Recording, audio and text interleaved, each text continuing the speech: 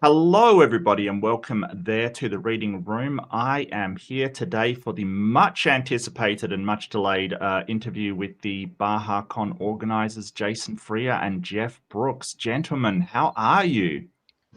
Doing fantastic. Yeah, doing very well. Awesome. Yeah, just first off, I don't want to put you on the spot. I'm just going to say last time it was cancelled. Totally my fault. Nothing to do with BAHAcon. They were organized. The lack of organization was my side. And I sincerely apologize. But that out of the way, it's great to see you both.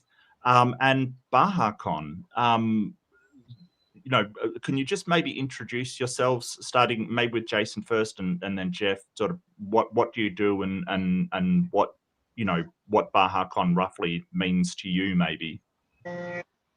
Sure. My name's Jason Freer. I am on the board of directors for BAHAcon. I have been for the last year. Last BAHAcon was my first one that I attended. This year, we've been putting a whole bunch of work into getting this organized. Maybe pass it on to Jeff. Sure. Okay. Yeah. So this is my fourth Baja. It is the fourth Baja. The first one I went to simply as a member of the audience. I was kind of Googling Seth Andrews' webpage actually to say, I wonder if he's going to be anywhere close. And when I went to his website, he was going to be in Sarnia, Ontario, which is literally 30 minutes from where I live. So I had to go see that. So that was my first year. And then I've been involved in organizing the last three. So, Okay. Yeah. One of my main jobs is I kind of MC the BAHAcon and try to keep things on track and keep people entertained and engaged and make sure everyone gets their lunch break on. Right. So I know that organizing atheists is like herding cats. Can you confirm? Yeah, absolutely true. Absolutely. Okay. We do have a promotional video. I'll just quickly play that now and just let that run for one second. It's about 1:48, so it's not that long.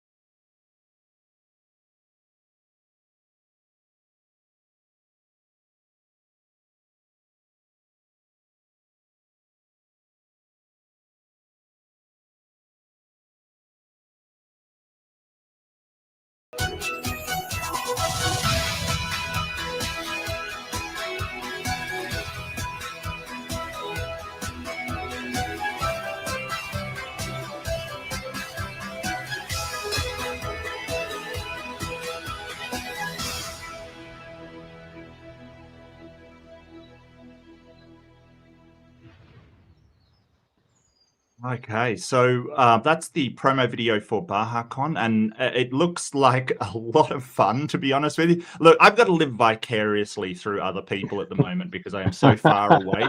As I understand it, you've got an award for the person that's traveled the furthest to reach BAHAcon, kind of thing, as I understand it.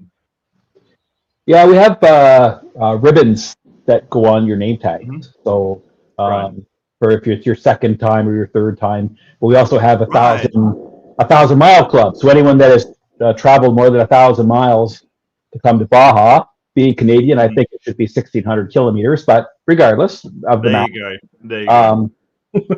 they get a ribbon on their name tag to show that they've come from a distance for sure. Oh, okay. So I would definitely qualify. I've got to admit, and I guess my favorite out of there is Erica. I absolutely love her energy and everything that she brings to primatology. Do you guys? How do you recruit these people? Do you approach them and sort of say, "Hey, we need you to come to our conference," or what's actually involved in recruiting these people? Yeah, so yeah, we reach out. We have some connections with people from both our current speakers and past speakers that give us some Yep. suggestions, and and of course people that we know. I mean, I've been watching Erica for years on YouTube back when she was just a baby gibbon, and those type of people that we think will really be interesting to listen to and educational. One thing we really don't want to have is a conference where everyone sits around and beats up on religion, because that isn't what we're there for. We're there for community. We're there for humanism. We're there to try to make the world a better place through discussion and education. Yeah, we want to bring something to the table, right? We want to actually, offer something ourselves instead of just tearing things down. Yes. Yeah, absolutely. I think that's wonderful. So it runs for 3 days, I believe. I don't see any sort of topics on the speakers. Do you sort of tell people the topics they'll be talking about, or is it more show up and they will be talking about a topic of their choice, and it could be surprising to you? Oh, it's surprising to us for sure. Yeah, we don't give okay. anybody any direction to come in. They come in and talk whatever they want to talk about. Okay. All right. Yeah. So there's a few big names there. Seth Andrews, Forrest Valkai is absolutely huge. So there's a few amazing speakers there. Yes. So it could be anything from humanism and its role in the world to why we reject religion to obviously Erica might do a short course on primates and Australopithecines or something. It sounds absolutely wild. How did this start? I guess I'm not really asking whose idea was it, but what caused you to start this up? I suppose this is more for Jeff, who's been since the start. Yeah, so the group itself, so Baha has been around for a number of years, predates COVID, and there was always talk about doing a conference. They did and still do Skeptics Breakfast, where we get together, have breakfast once a month, and Skeptics at the pub, where we go out and have a beer once a month.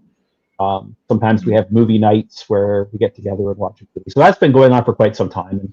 And the original group thought it would be really cool to have a conference. Bob, who is our president and really the main organizer of it, he has been to hundreds of conferences and just always thought it would be nice to bring something to the local community at a conference. So the idea is kind of formed before COVID, and then COVID happened and everything was kind of kibosh. So it was after COVID when the idea was sort of resurrected, and the first Baha was planned and was put on. So in 2022.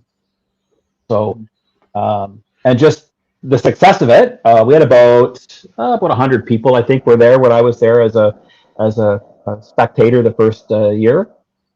And it's been kind of going up ever since. We had about 190, 200 last year at the conference from many states and provinces were represented. And one advantage we have is we're in a good location. We're in Canada, obviously, but we're just in Canada. So you could throw a softball from the hotel and land in U.S. waters. I mean, we're right on the border.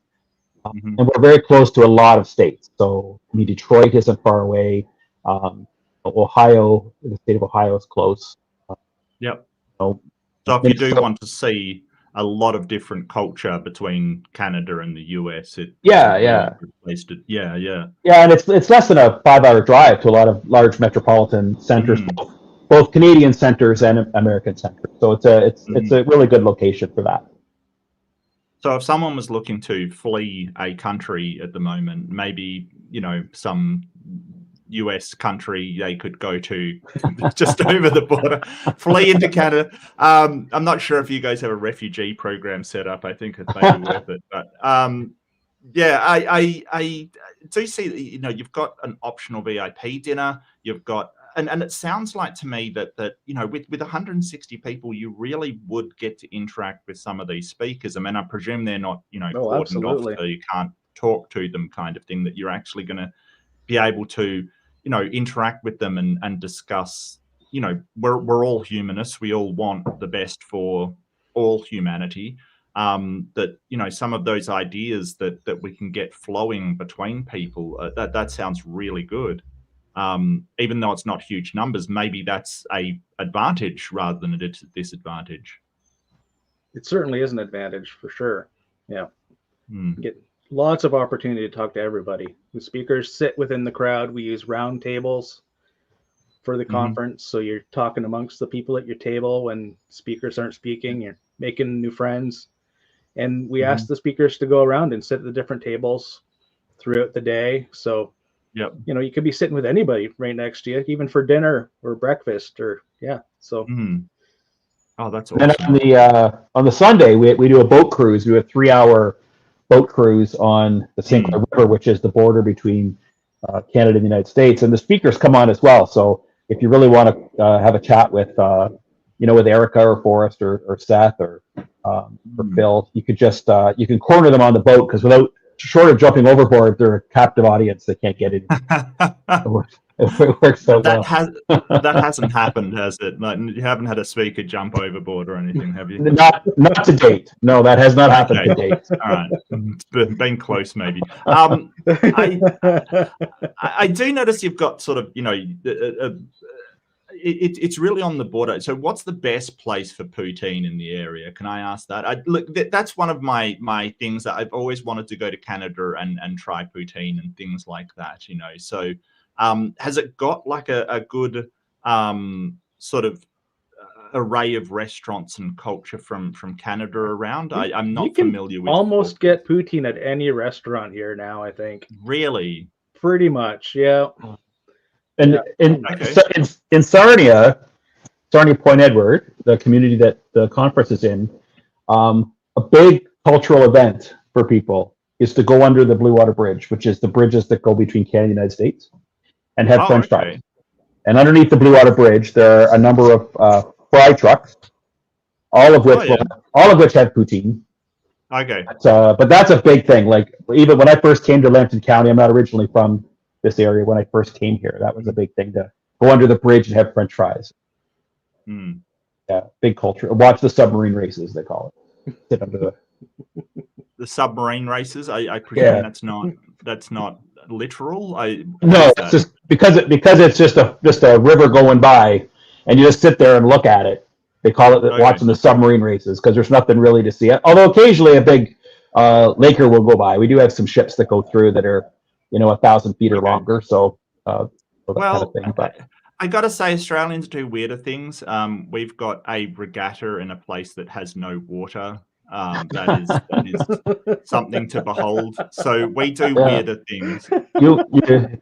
No, it's all 4-wheel drives. They actually have pirate battles on ships constructed on top of 4-wheel drives, and sort of, you know, throw water bombs at one another. It's crazy.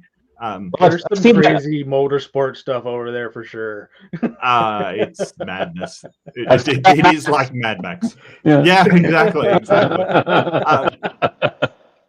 And so I'm really trying to gauge what other events are available in the area. What sort of, you know, sort of is going on in the area at the time. Obviously, BAHAcon's really awesome. But I guess from my point of view, I want to see Canada if I go to Canada.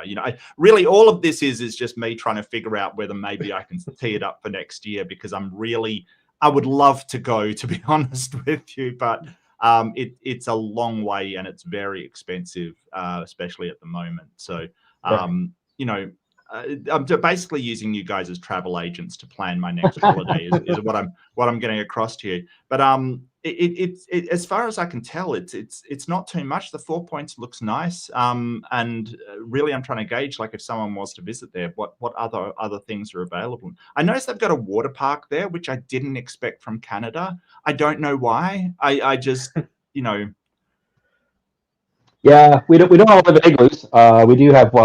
It does get warm in the summertime, so we do have some water parks around. Lambton County has a lot of beaches, so if you're like beaches and waterfront, we have really nice sandy beaches. And I love beaches. Yeah.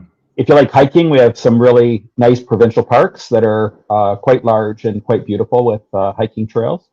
If you're into the theater, there's a lot of small theaters in the area. Within a 2 or 3 hour drive, you can be at 4 or 5 different theaters, including a world-class Shakespearean theater that's only a couple hours away from Sarnia. And then Toronto's like 3 hours away. And I mean, Toronto is, quite a large metropolitan that has massive. All sorts of amazing things to do there. Niagara Falls is the same, but 3 hours. Yeah, Niagara Falls, which is quite beautiful to see. Yeah, lots of really fun things to do. A lot of history. Not as much history as I was in London back in September. We always think of history, and I was at my cousin's house, and my cousin's house was built in 1560. Yeah, that's actually.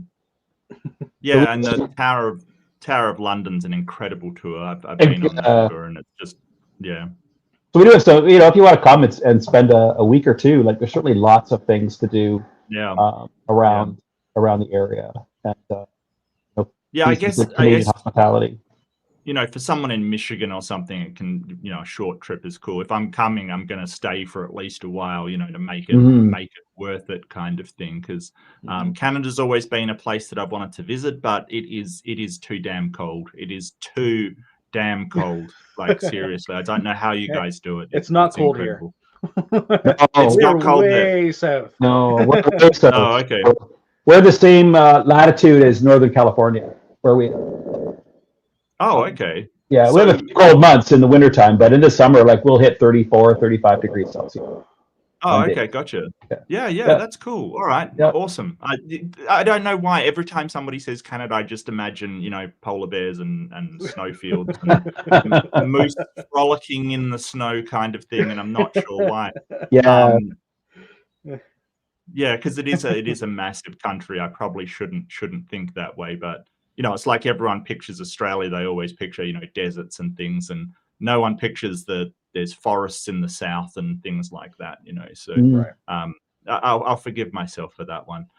What's your favorite part of BAHAcon? What is the thing that grabbed you to keep doing this? Maybe Jason, since you sort of are new to it. What's the thing that grabbed you about it? I love the people. Even, just watching that promotional videos, like, all those people are like really good friends now. All those people in that video. It's amazing.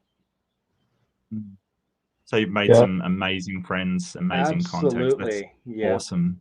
Absolutely. Yeah, I would agree. That's really, it's the friendship and the connections. I mean, a couple of years, last year and the year before, we had David Fitzgerald's come and talk about biblical history, and just such a super nice person. And we ended up, being acquaintances the first time, and we ended up being friends before he left. So absolutely, he's a good friend now. Even just the one meeting him last year, he's like, super good friend. Yeah. Well, I mean, I saw Aaron Ra there, and he is an absolute sweetheart. He's a guy that wears his heart on his sleeve. Absolutely 100%. wears his heart on his sleeve. Yeah. And, I only have one proviso with Aaron Ra, like one just kind of a caution with Aaron Ra. The first year he was there, I was at his table when we had the VIP dinner, and he brought out this little jar of spice. and dumped a bunch on his food and said, did you want to try some? And I did, and I put 6 flakes maybe on my chicken, and oh my gosh, was it ever warm? So if Aaron offers you spice for your food, it's delicious. It's absolutely delicious. It's wonderful. Just be careful. Just caution goes a long way with Aaron's food and all of a sudden, I want to see Aaron Ra do a Hot Ones episode or something. All of a sudden, I don't know. I don't think he would even break a sweat. No, that's fair. Well, he is from Texas, right? They have some hot stuff down there, so that's understandable. Yeah, I've had the pleasure to meet him once. Did an interview, and he absolute lovely guy, just lovely. Very nice guy. Yeah. So sorry, go ahead, Jason. I was just going to say, last year Aaron did our very first speech on the Sunday morning. So at 9 o'clock in the morning, he walks up to the podium and cracks open a beer. Just before his speech. It was fantastic. Oh, look, no one would even bat an eye in Australia. That's standard issue. I think one of the best interviews I saw was the last election. They had Aussie Man, who's just a YouTuber Australian, interviewing the Prime Minister in a pub over a beer kind of thing. It was just like, it's sort of that kind of stuff that you gotta know that these people are just people and not some. The guy before was a wacky Pentecostal, crazy guy. So that's who we want to see. And congratulations on your election sanity as well. That's also a good thing. It was touch and go. We're a little concerned. We're a little worried, but yes, it came out well. And Mr. Carney, I think, is going to do a great job. Maybe you can't talk on what because you said you're being surprised by people and what they bring to the table. Maybe sort of talk about what people have discussed in the past, like Aaron Ra. What has he done speeches on? Just as an example, for what sort of topics come up. I don't exactly remember what he talked about last year. I remember he talked a lot about family stuff. Yeah, we talked about kind of a little bit about phylogeny and evolution, and the evolutionary tree, and just some of the misinformation that's been put out there about science versus non-science.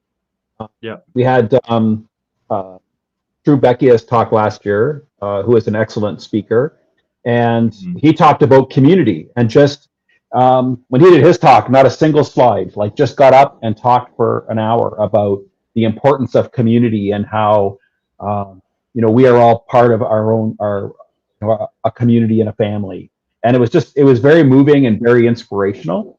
Seth Andrews just talked about a number of things, including intelligent design, purity culture. One year he did a wonderful talk on purity culture. And so it's always something different with Seth, and it's always certainly something. And of course, he's an excellent speaker. I've never been not riveted when maybe it's the voice, maybe it's just he's very good at what he's doing. But yeah, amazing. We had someone on our website call his voice honey-coated thunder. Yeah. I can just say I'm glad he's on our side, quite frankly. Yes. I would believe anything he's got to say. Yes, 100%. Yeah. And him and he's been actually at every Baja. This will be his 4th one. He's our repeat customer. And the only other repeat coming back this year, we have Forrest Valkai. So the other 8 speakers, it's going to be the first time I've heard them speak as well. So it's going to be very exciting to hear what they have to say. Right. Oh, that's fantastic. And I don't know. It guts it, given every time she talks about stuff, I may not understand it, but it's really just the passion and the interest is there. It's really awesome. I think that's the person I'd be going to see. But my only concern with her and Forrest Valkai together is they're both. We have to have a certain distance between them with those types of brain power. Is it like Yeah. Ghostbusters and crossing the streams? Like, do we have to? Will they create a black hole? Simply by being if they're too close together. I don't know. Well, but come to BAHaCon and you'll find out. Yeah. Bring a crowbar to pry them apart if they get talking too much. That's. I do notice you get that problem occasionally, but it's always good to see the sharing of ideas, and so I love that sort of it is focused on creating community that's not just sort of complaining about religion, and this is something that I want to do more of on my own channel, sort of this idea of growing community, because I meet a lot of Christians who they just tend to be Christians because they're offered fellowship and community, really. Yes. And we've said for a while that there's no monopoly on that. They don't have a monopoly on community and fellowship and all of these things. That we can build our own communities without Christianity. I think there's also a case to be made. I think secular humanism it doesn't really get the focus like it should, as a way of sort of a philosophy of looking at the world. That if you literally want the best for people, and secular humanism's goal is do the best for people, or minimize suffering or enhance well-being. I don't know of any other system that really prioritizes people like it does. So, you may have Christianity, which is to glory God, and all of this stuff. Do you think there's anything else we can do to promote this philosophy of essentially people being taken care of? Yeah, I don't know. Other than just grow in the community, I don't know how else to get out there. I agree. And having those discussions, and I actually just had this discussion this afternoon with a friend of mine about. He was asking about.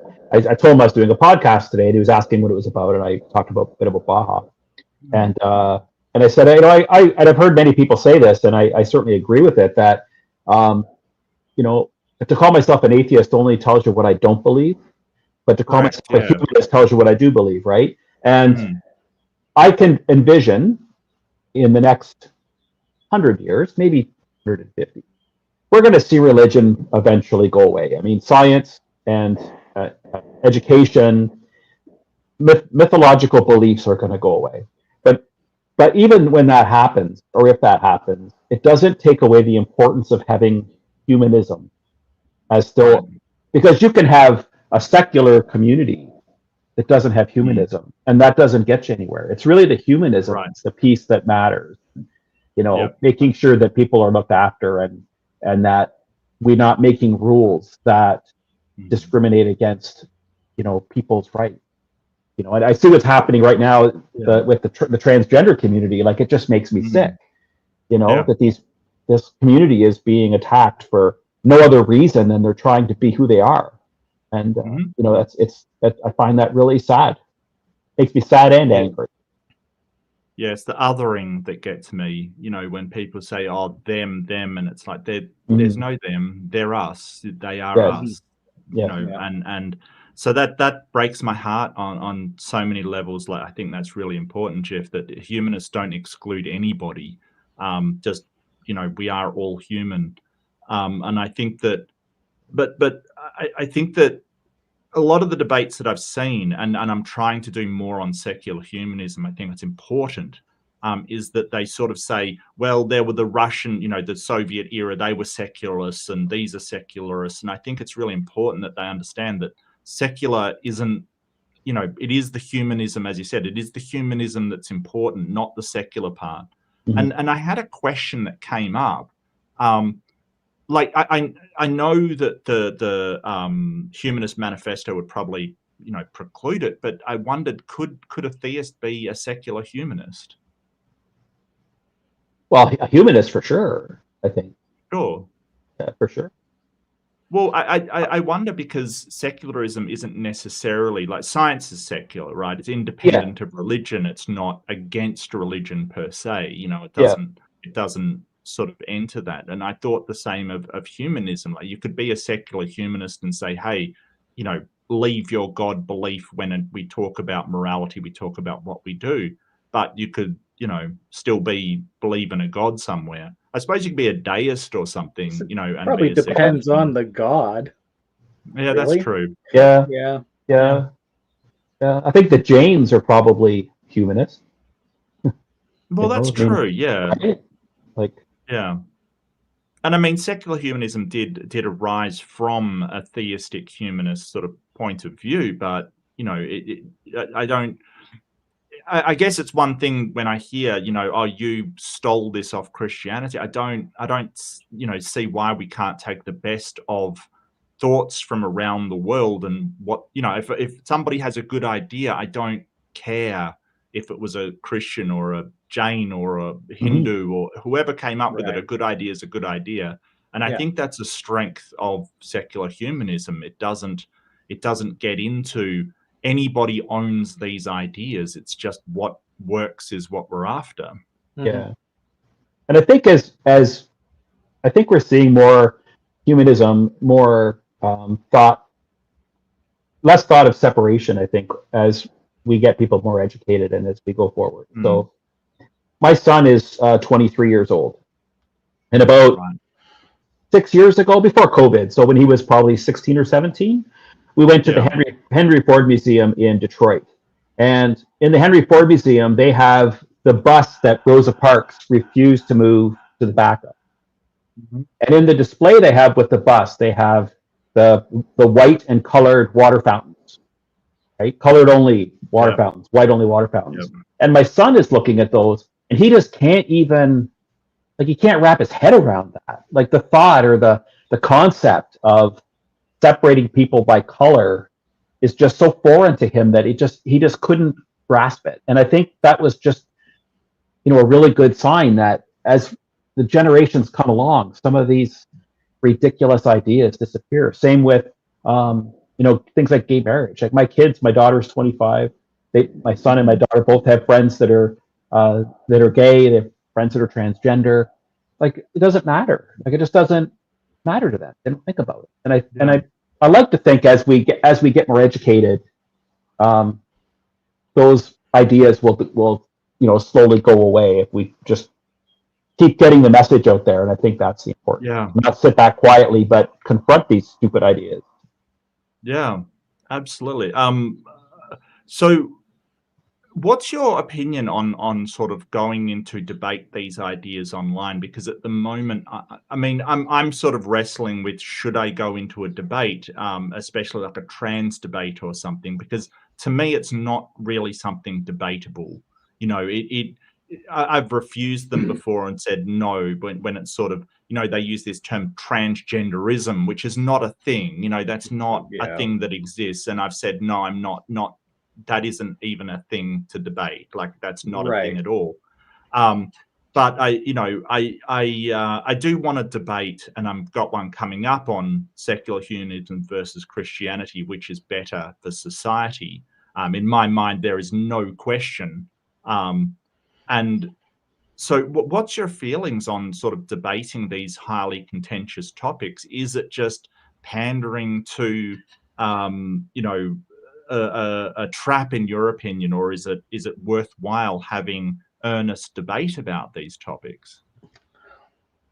I don't think personally, I don't think it's worth debating. I mean, giving somebody else a voice to say the ridiculous stuff that they're going to say is not something I would do. No, that's fair. Yeah, and I think we saw the Bill Nye and the Ken Ham debate. Thanks for Ken Ham, by the way. We appreciate you sending that over. Hey, look, well, don't blame us for Ray Comfort, okay? So. That's you gotta pass on him, but that's New Zealand. That's not us. Yeah, but I look at that and I think, like, but there isn't a debate. Like evolution is a fact. We know it's a fact. If you don't believe it, it doesn't make it less of a fact. So I don't see the benefit of debating things like that, right? And same with transgender care. It's like I think Neil deGrasse Tyson was talking about with Piers Morgan, I think, about transgender folks a while ago. I saw the video of, and he basically says, we can't deny that transgender people are real, like they exist. So why do we care? Like why would we want to take rights away from people? Like whether it's biological or non-biological is irrelevant. It just people are transgender, and they deserve the same rights as everybody else. It's that simple. It's not any more complicated. And I don't know what the debate about that. Well, one thing I sort of want to ask is what's the alternative to gender affirming care? What's the treatment that will work aside from that? Because we have people in a very vulnerable place who have high rates of harming themselves, due to this confusion and this unsettlement. We know that it's neurological, so we know that from studies that somebody's brain is more in the feminine spectrum if they were born a cis man, like they were born biologically male, which is a stupid term anyway. But we know that their neurology, and that was talking with Dr. Chris Thompson, who's a neurologist, that their brain is more like on the feminine scale. So what's the alternative to gender affirming care? What are they proposing to help people? They're not. They've got nothing. Yeah. They're just basically saying, hey, we don't want to help them. And I find that so strange that you have Christians who are supposed to be, kind and loving and generous and help people, and they just go, well, stuff them. If they don't fit into my box, I don't care. And it's like, how do you get that? Yeah, and it baffles me. It baffles me, and like some of these states, and I think we're having a little bit of it here in some of our provinces where they want to put in rules about you have to use the bathroom of the gender you were assigned at birth. Well, do they really want a 35-year-old transgender man with a full beard and pecs using the women's bathroom? Right? Like, well, they haven't thought about it. Their issue is always the biologically born male going to female gender, not the other way round. Like, for some reason they have a blind spot and don't actually think about what they're doing. And who cares? Like, I've been using men's rooms for my whole life. Cool. I've never seen people swinging it around in the men's room. Like, we're not, I would suspect, and I don't know, I haven't never been in the ladies' room. I would suspect there's a fair bit of privacy in there as well. I'm just going to go on a limb and say that's probably how it works, right? So, like who cares? Who cares? And I've worked in corporations where they have unisex bathrooms. Mm-hmm. Like, they have stalls and they're just unisex. You just go in there. It's not a big deal. It's just a bathroom. Just a bathroom. Yep. Every house has every bathroom in every house is a unisex bathroom. So, right, and every row of bodies. Well, I think it is that sort of really transphobic. Well, they're going to go in and do something that is illegal or sexualized in some way, and it's like, no, that there's people that do that. They're not exclusively trans people. And Amy Newman pointed out, we already have laws against that kind of stuff. Yes. It doesn't help to discriminate against one section of the population and basically assume that they're going to do something that is reprehensible. Yes. All it is vilification. That's all it is. The evidence would show that transgender people are more likely the victims of crime and abuse than they are the perpetrators. So that's a complete myth. But I think it comes down to fear is a great motivator.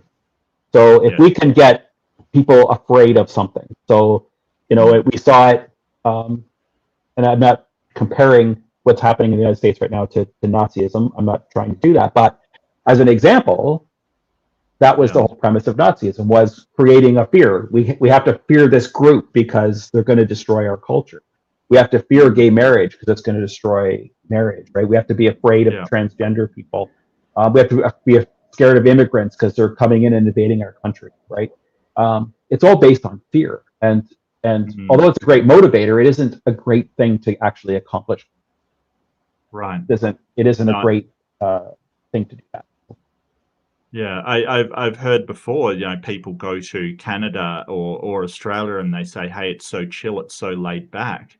And it's not. It's that, you know, your country is so riddled with fear that it seems like that. But it, you know, to us, it's just, you know, I wouldn't see us as laid back, and the rest of the world does. And you know, I've heard that about Canada as well.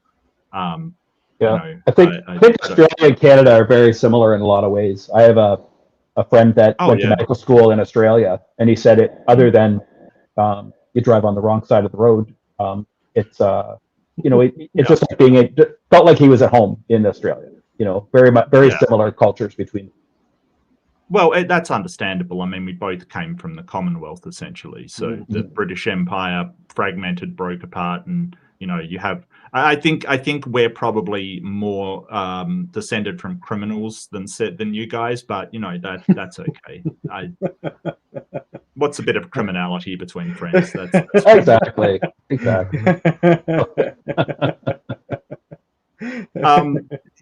Yeah, but you know, if you want to chill out, Canada seems like the place to go. BAHAcon sounds amazing, absolutely amazing. And you know, if you want to take a break, chill out, talk to some amazing people with some excellent ideas. And I love these ideas. I really hope in a future that we sort of say, oh, I'm a secular humanist, and people just know what that means instead of, oh, what is that? Which is a question I get a lot.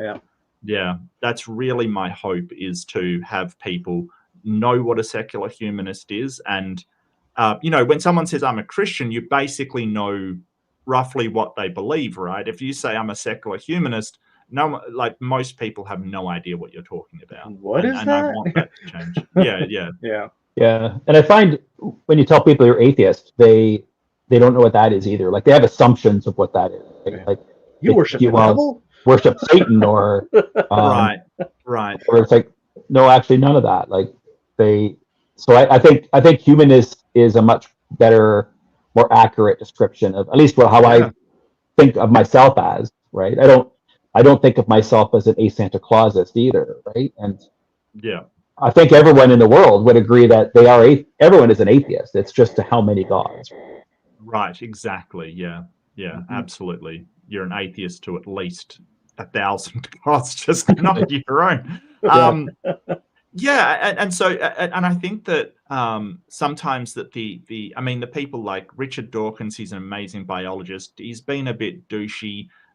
You know, that some of the atheists haven't given the best representation of what atheists are about, what we believe in. You know, a lot of people will hear atheist and just go, "Oh, so you hate God?" And it's like, come on. Yeah, I kind of agree with that. Humanist is way better.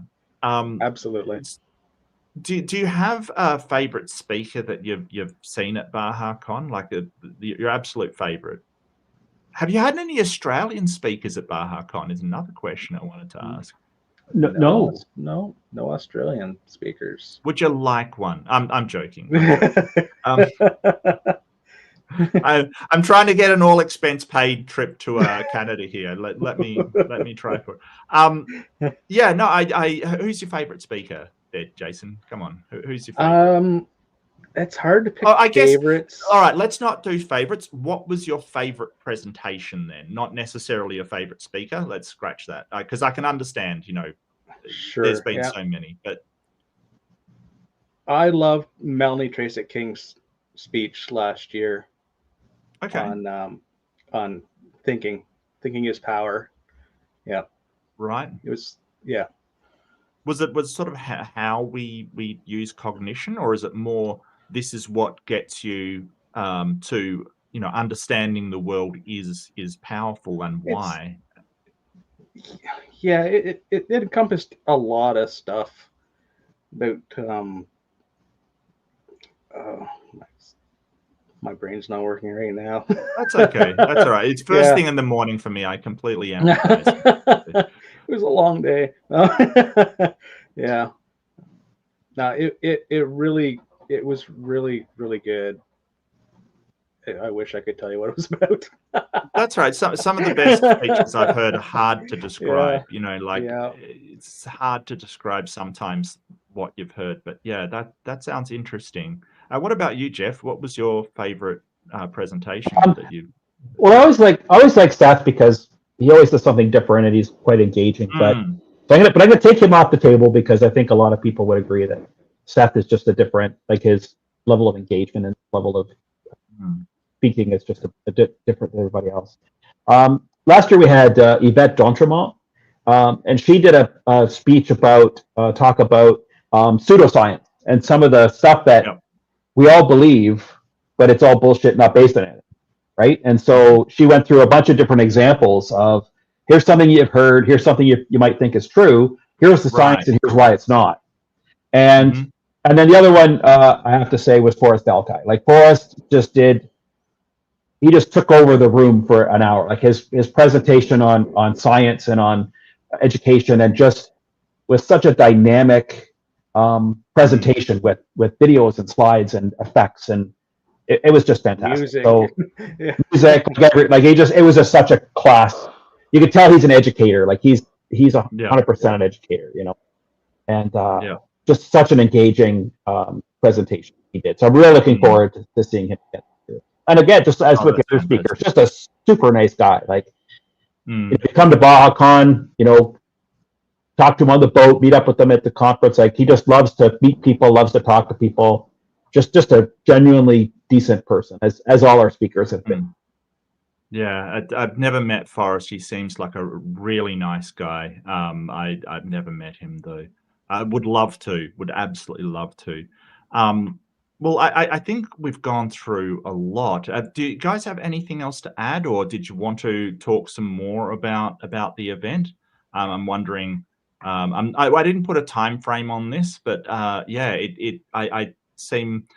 I found myself incredibly jealous at the moment that I don't get to go, but you know, I will overcome that somehow. There's still time. Yeah, there's still. Yeah, it's just still available.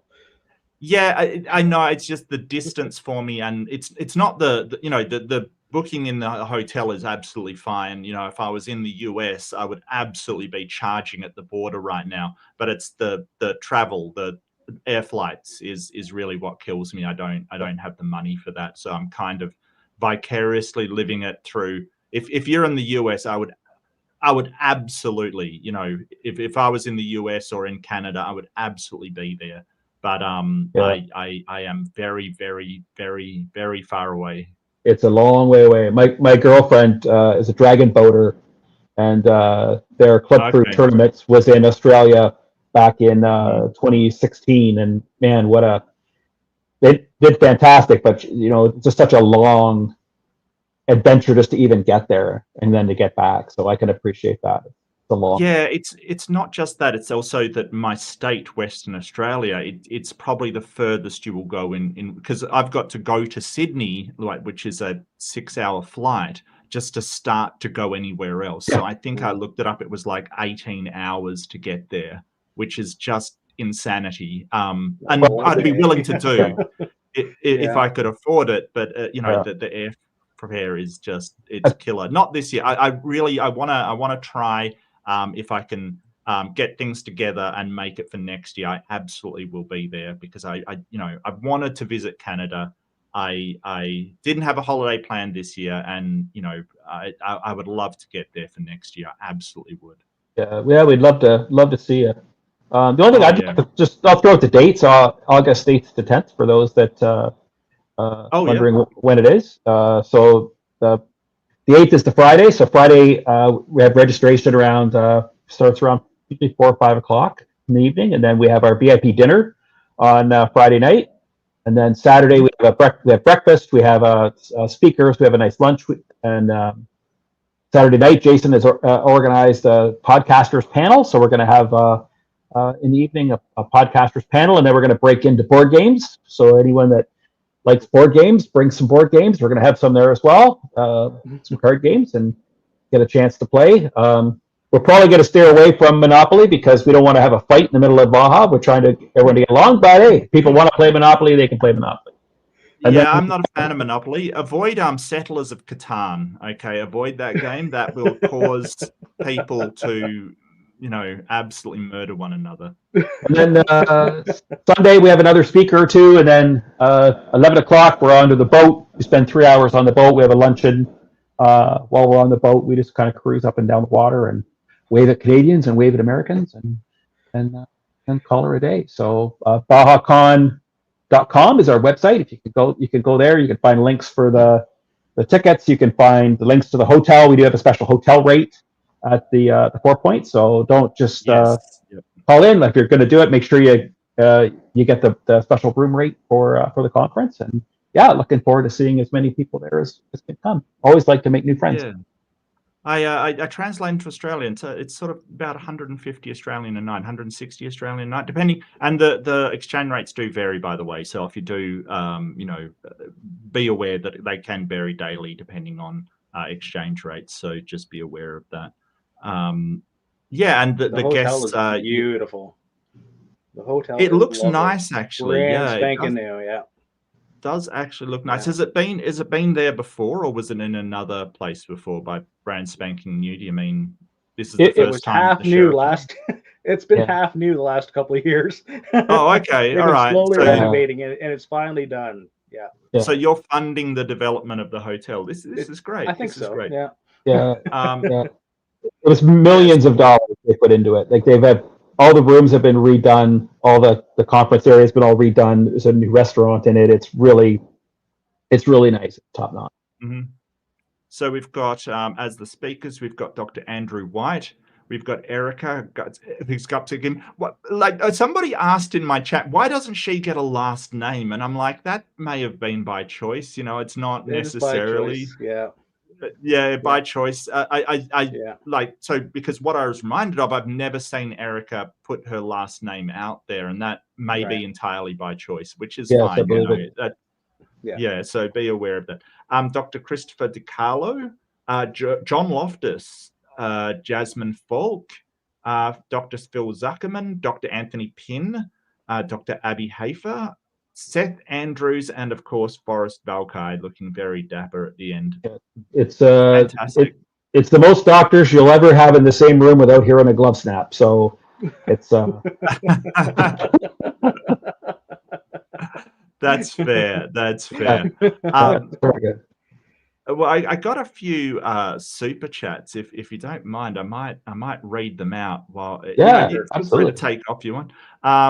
Robin, who's giving out a readership here, a membership to the channel. Give me 1 second, I'll find out who that was. I have a thing where I call out the new members in a MMA announcer voice, or at least I try. And I can't see who it was. Oh no, I've missed it. Okay, well that's okay. I will find out. You've gifted a membership. We've got Left-Handed Jedi for $2. This is for the XPs. Oh, okay. So apparently there's a new experience crown system. In everyone's surprise, suddenly people have crowns in the chat. I don't know what. Look, YouTube added a feature without telling anybody about it. So same old.